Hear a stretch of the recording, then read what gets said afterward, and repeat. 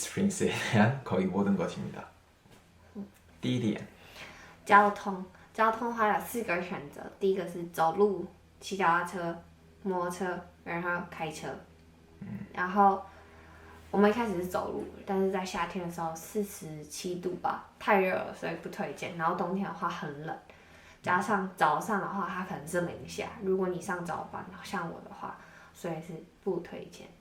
然后骑脚踏车的话，它是骑脚踏车，然后当初我也是决定要骑脚踏车，但是因为 Kmart 脚踏车实在是太烂了，所以反正我还没有骑它就坏了，所以后来我就退钱，就是不打算，就是想说买摩托车。那他的话还是继续用 Kmart 脚踏车，但是之后也坏了，所以他买的时候差不多是100多上下，但是修之后差不多是200左右这样子。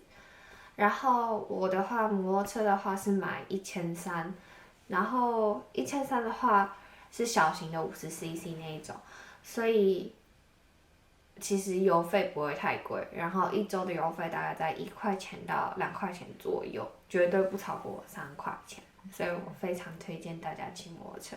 那开车的话，我们就不知道，但是我听说在爱丽丝泉买车的话，好像比较贵一点，所以建议你们可以买摩托车，但是注意安全就好。두 번째. 네, 두 번째는 집인데요. 집 같은 경우에는 3가지를 확인하시면 됩니다. 첫 번째는 위치 같은 경우에는 더 갭을 피하시면 되는데요. 더 갭 같은 경우에는 호주 원주민들 애보리진이 살기 때문에 되게 위험한 지역이에요. 밤에는 절대 다니시면 안 되고 그냥 내가 집을 선정할 때 더 갭이 있다 그냥 피하시면 됩니다. 그리고 안전한 지역은 어디냐? 카지노 근처가 그나마 안전하다고 저는 들었어요. 그러니까 카지노에 집이 있으면 바로 계약하시는 게 좋습니다. 두 번째, 집값 같은 경우에는 싱글룸 기준으로 140불에서 170불이 맥시멈이고요. 더블룸?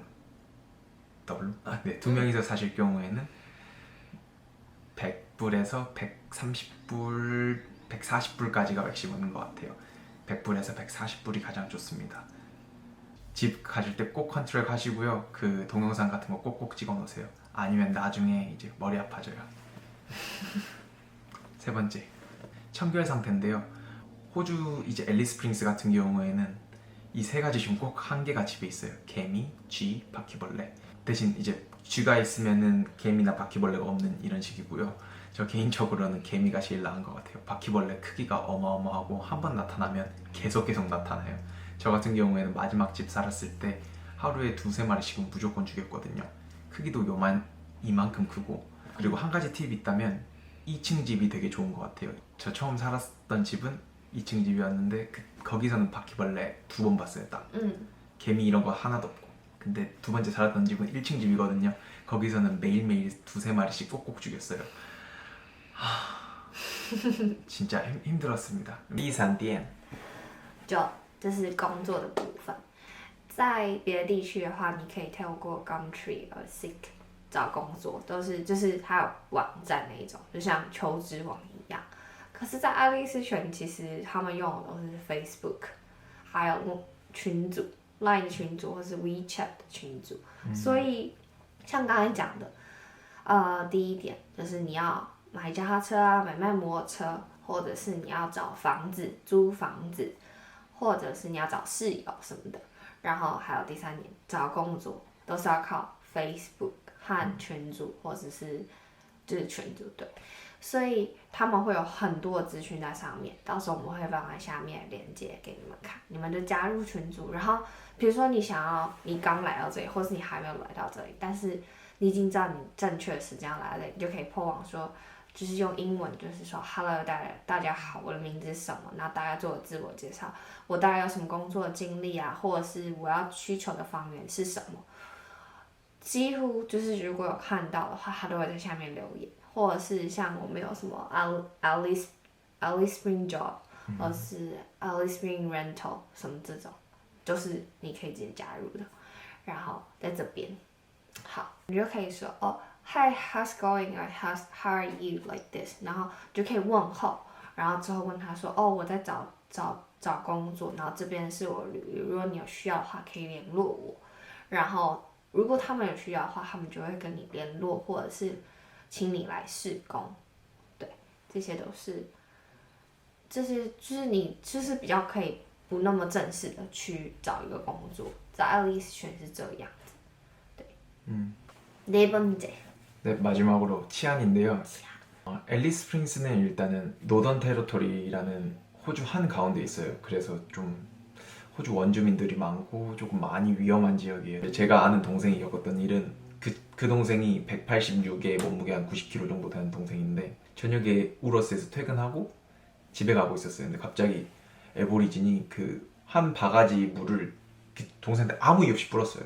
그래가지고 그 다음날 감기 걸려서 시거프 쓰고 제가 봤었던 가장 큰 사건은 카지노에서 어떤 여성분이 퇴근하고 있었는데 아마 새벽 5시 정도에 에보리진 그 10대 그룹이 둘러싼 다음에 집단 폭행했어요. 그래서 그분이 전치 8주인가 10주인가 나와서 한동안 일을 못했거든요. 그만큼 되게 위험한 지역이에요.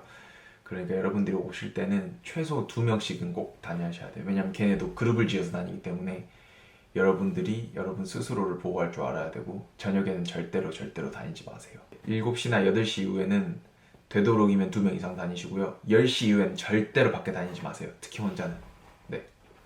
要特别注意的是，他们放学的时候，还有第二点就是最可怕的事情，就是 school holiday。School holiday is really dangerous，因为他们那时候是完全放任的，然后放任的状态，然后还有一点就是，你只要看到成群结队的青少年就是成群结队的，绝对要避开，绝对就是你绕路你也要避开，或者是你就是避开后就是请朋友来接你，什么都可以。